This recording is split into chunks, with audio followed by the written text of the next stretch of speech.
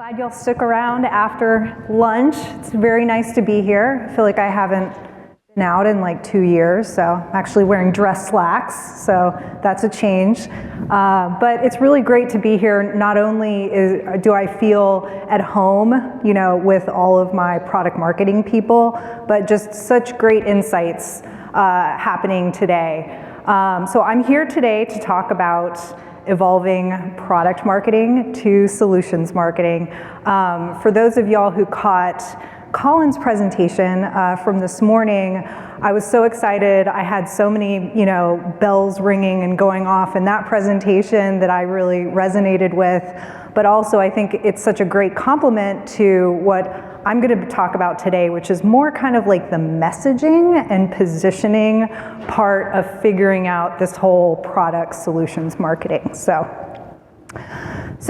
today what we're going to cover, why product marketing is important, product and solutions marketing, what is it? And then we're going to go through kind of some pro tips if you're facing kind of this evolving product to solutions marketing based on some of my own experience at various companies. So first, a little bit about me. When I counted it up, I started to get really depressed because I've been doing product marketing for 15 plus years, which is a little bit crazy. And I definitely started as an accidental product marketer, which I think a lot of us who have been doing product marketing find ourselves in this career from. And I've worked at companies of all sizes, everything from growth stage startups. I did my own kind of fractional CMO stuff for a while. I was at IBM, one of the biggest companies in the world, and I've landed now at a company called Veeam, which is kind of like my Goldilocks, right? It's not too big and not too small. It has about $1 billion in ARR and about 5,000 employees. So big enough, but not 300,000 employees like IBM. So I feel really happy with where I am right now. Veeam is a backup and recovery SaaS-based solution. So think IT decision maker, IT buyers.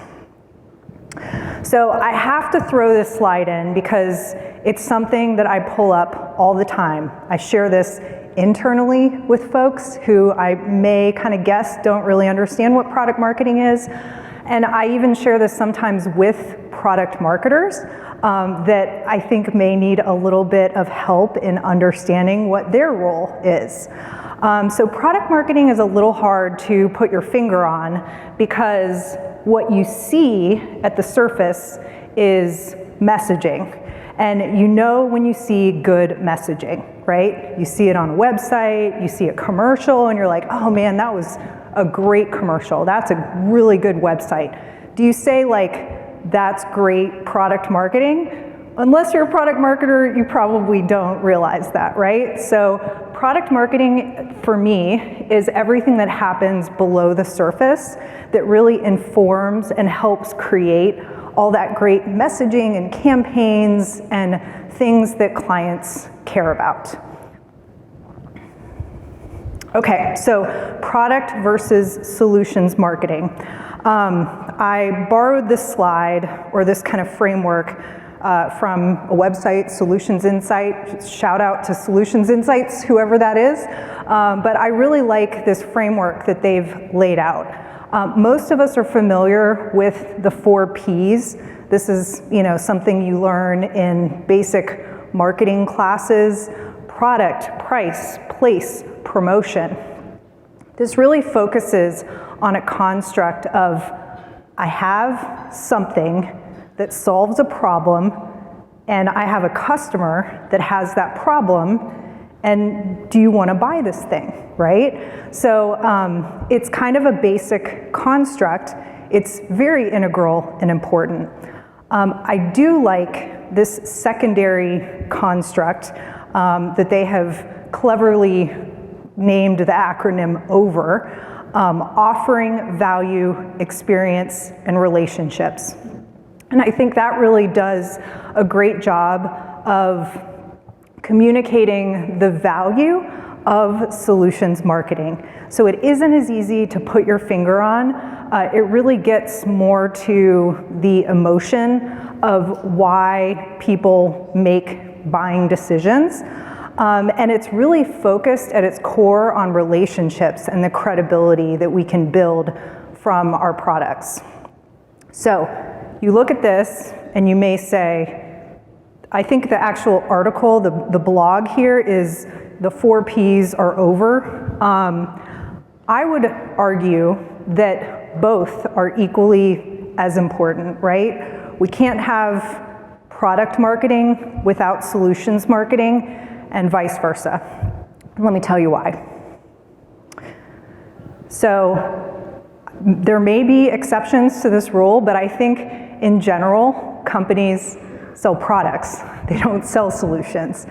And I call this the murky middle problem. I'll give a real world example. This is actually from a prior company that I worked with. I won't name names, but it started with I and it ended with BM. They, a couple years ago, moved to solutions marketing, right? So they said, we have too many products, and they do. IBM has a ton of products. We need to simplify that for our customers. We need to focus on solutions marketing. We need to tell high-level narrative stories. We're gonna just flip and move to solutions marketing. Well, they did that, and guess what happened to their marketing funnels? They didn't advance, right? You got a bunch of awareness, high-level interest, and there was no off-ramp. There was no pathing that was developed. They've fixed a lot of that, they've corrected and everything is fine, but it was a really good learning. So it isn't just one or the other. It's like, well, it has to get to a product conversation at some point. And a lot of times, it's that middle part of how you get from those top level problems to the specific products that you offer that is where the real work happens. So if you have a product, one product, if you have a company that has one product, it's a little simpler. And I use this kind of analogy of being at the doctor's. The doctor's like, what seems to be the problem? And the customer's like, I have this pain, let me tell you about it. And the doctor or the product or the company is like, I have just the answer to your problems. I have this product that's gonna help you. So that can be one kind of construct of solutions to product marketing. Many of us have multiple products that we are responsible for, or as a company that we market. And it can kind of come to a customer experience that looks more like this.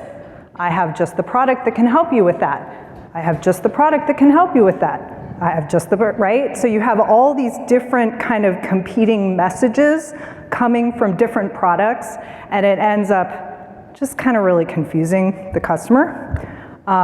So this is what we're trying to avoid, but what probably happens more than we'd like to admit.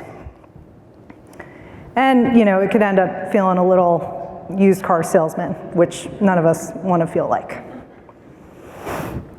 Okay, so enough talking about the problems and commiserating with, how hard this situation is, and we can start talking about some of the solutions.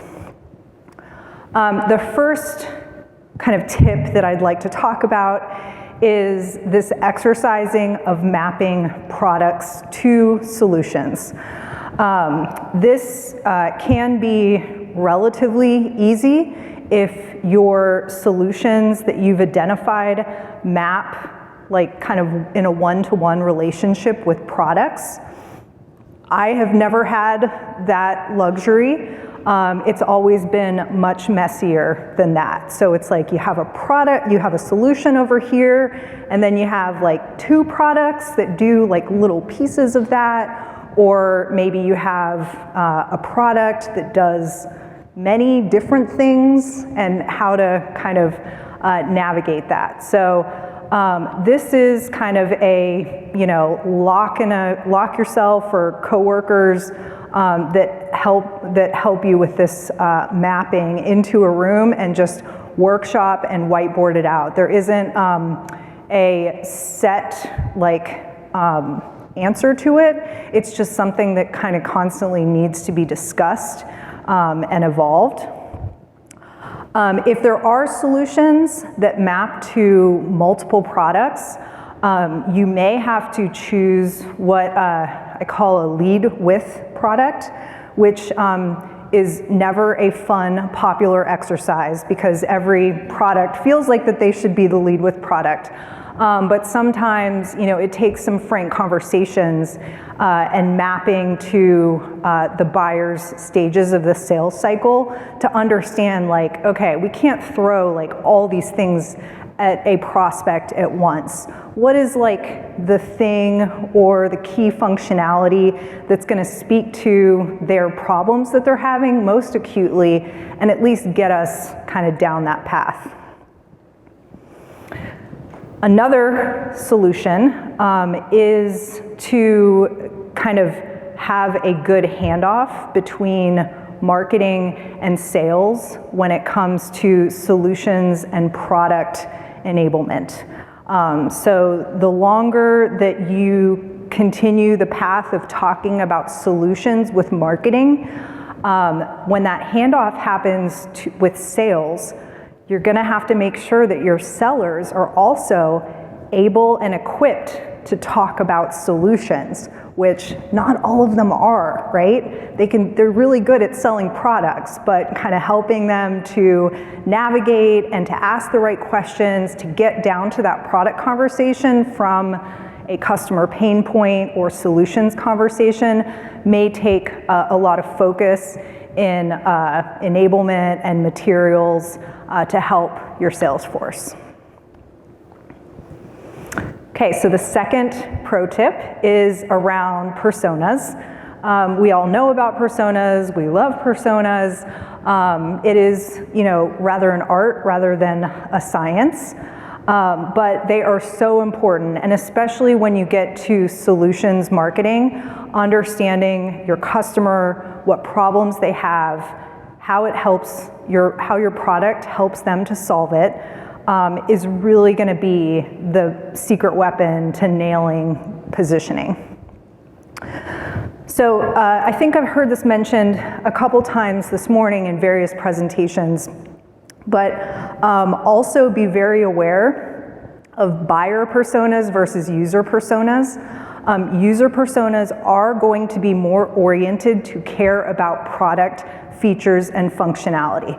They're very important, and they are more likely to resonate with kind of traditional product marketing. They want to know the details. They're going to be the users. They want to get in there and experience the product, and they're going to care about those features and capabilities that the product has. Now, buying personas are a little bit different, and I liken this to a car buying experience.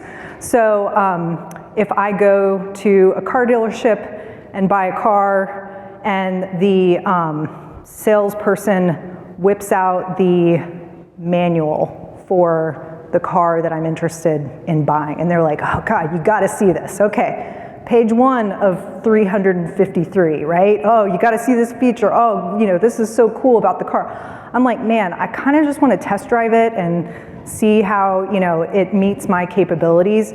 So you really have to be more selective in how you're elevating the solutions that you want to highlight to a buyer persona.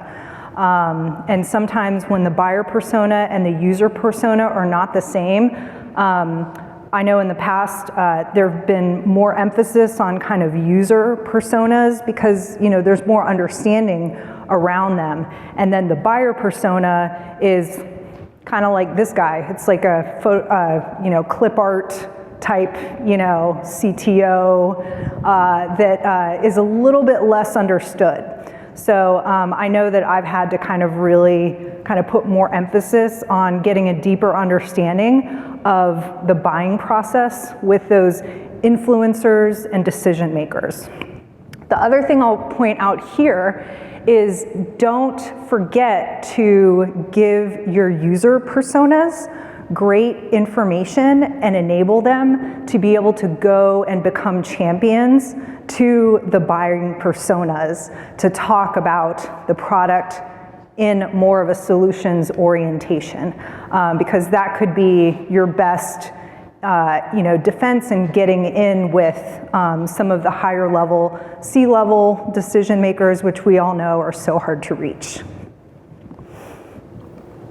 Okay, so the third tip I wanted to talk about is how we can help be a guide and make our customer the hero. How many of you have heard about the framework called the Hero's Journey? Everyone familiar with that? There's a great book called Building a Story Brand. If you're interested, there is basically a narrative arc that almost every successful epic story given Star Wars, The Hobbit, Harry Potter, Homer's Odyssey, there's just a million different examples of how this all takes place. But in all of these successful narratives, the customer is there's a hero and a guide. And many times as product marketers, it's easy for us to think of our product as the hero. And successful product marketing puts our customers as the hero and us as the guide. So I will show you two examples. This first one is pretty old, but I think it speaks very well to a product as a hero. So I'll show you. Watch this top truck demonstration. We're dropping the 78 Ford pickup in a free fall. The Provo Point. Ford pickups are built tough. Let's see that again. Some terrific pounding, huh? It's nice to know a Ford took a free fall like this without damage. And good to know you've got strong twin I-beam suspension up front when you hit bumps like these. Ford, built down to earth, tough. 93 out of 100 of all Ford trucks registered over the last 12 years are still on the job. So I love this example because it's just like, Ford, it's so just unrealistic and crazy, right? It's like showing this product and in all these crazy situations that you're never gonna be in, and it's basically like, rah, this thing is so cool, right?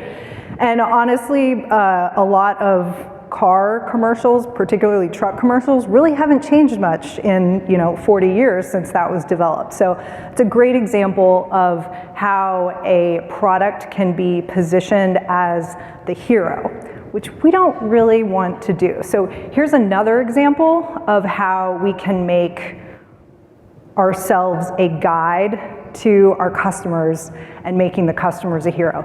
And let's see if there's tissues around. There may be some crying that happens after I show this video. Just be prepared. Once upon a time, there was a dragon who never learned to fly. She was always too busy doing other things, keeping the town's fires lit, and using her wings to keep her family warm.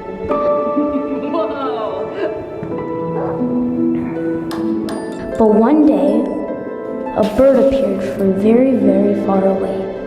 Your wings can take you places you've never been before, the bird said. Here, I'll teach you how to fly.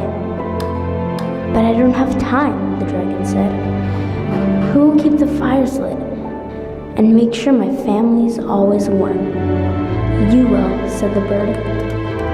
You're a mighty dragon. And soon, she was flying.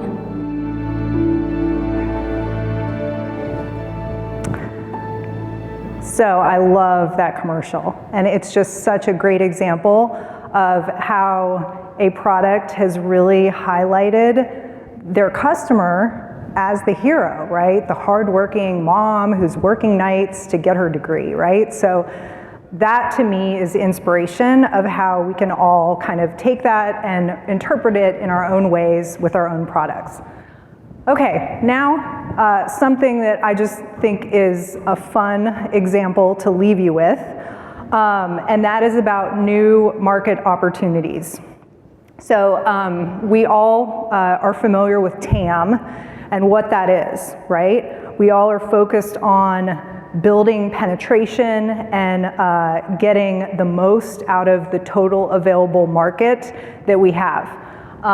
This is a fun example. There is a cat toy called the Flippity Fish.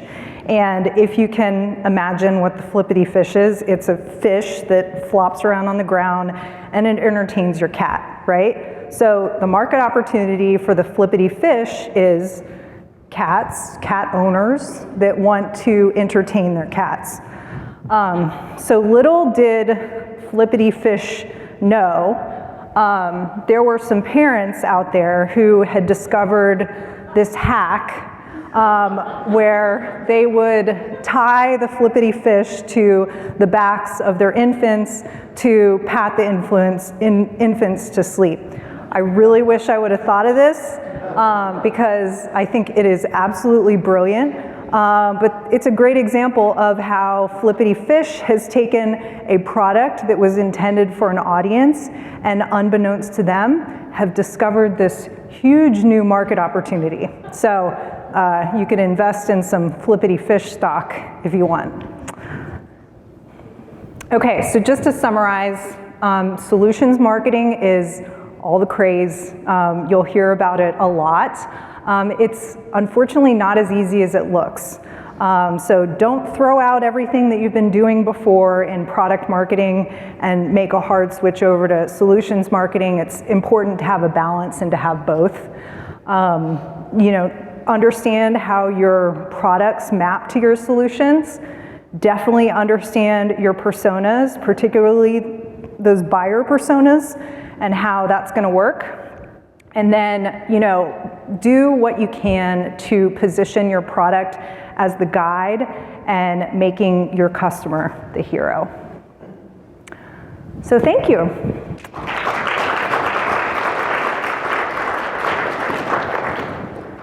And we do have some time for some Q&A. There's already a few questions in there. Upvote your faves and add the ones that you want to know. So mapping products to solutions needs to happen at the product development level too, not just in marketing.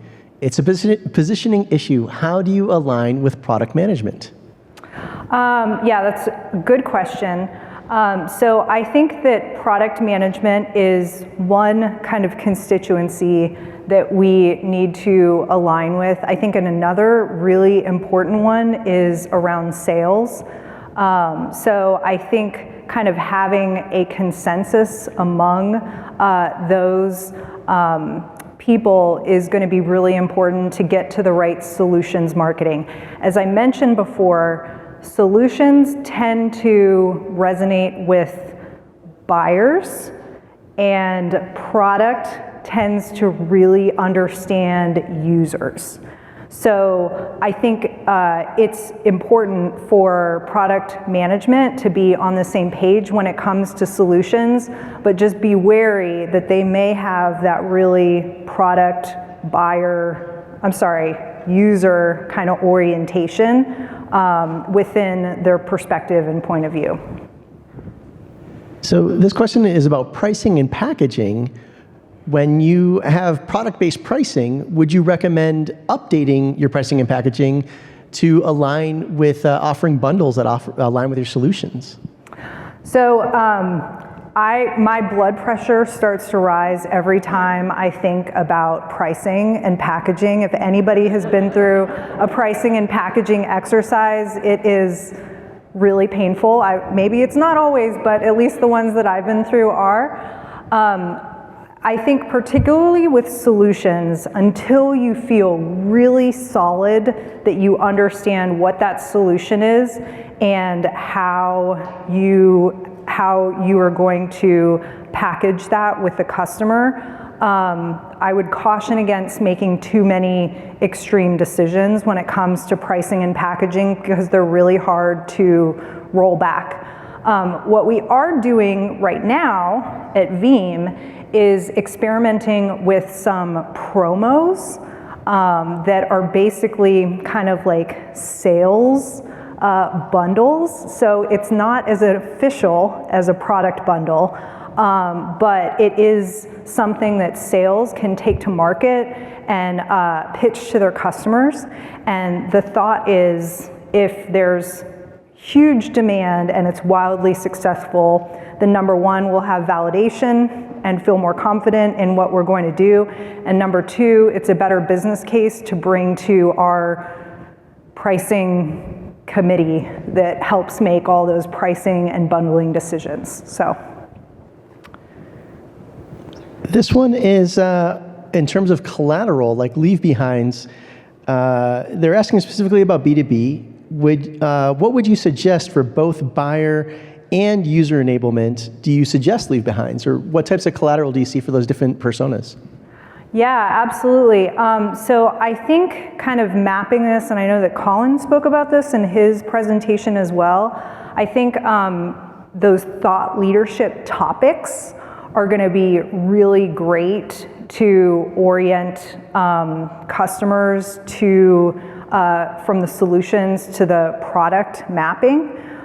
So if you think of some of those big hot topics in the industry, and then kind of position 80% of the content in whatever collateral, making sure that that is resonating, and then the following 20% that kind of shows like how we help you get there or solve that problem, it'll be great. I think that overall product marketing tends to get roped into building too much content and too much collateral. So I try not to focus on the what that we're building rather than the message behind it. So we can kind of minimize the work and maximize the usability of the pieces of content. And I think we have time for at least one more. If you have limited resources, which I know mine are unlimited, but for a lot of folks they're limited, how do you prioritize solution or product marketing? Or can the same people do both? Okay, so that is a good one. I think that there is a skill set, particularly around product marketing, that you have to have a deep understanding of a product, right? You need that in order to build credibility with product management. You need that to be able to, put together the right messaging around features and capabilities. So on the scale of, technical acumen or understanding of the product, I think that product marketing needs a lot more of that. When it comes to solutions marketing, I think it is more important to have that really smart, capable, willing to figure out problems that are really messy, talk to multiple stakeholders within the company, pick up the phone, schedule some interviews with sellers, talk to a channel rep.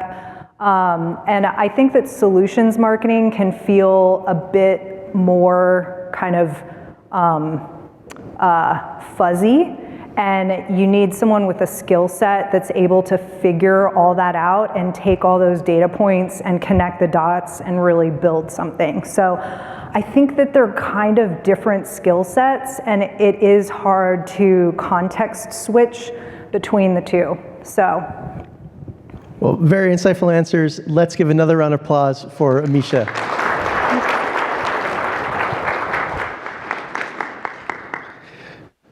Very nicely done. I am really excited about this next panel.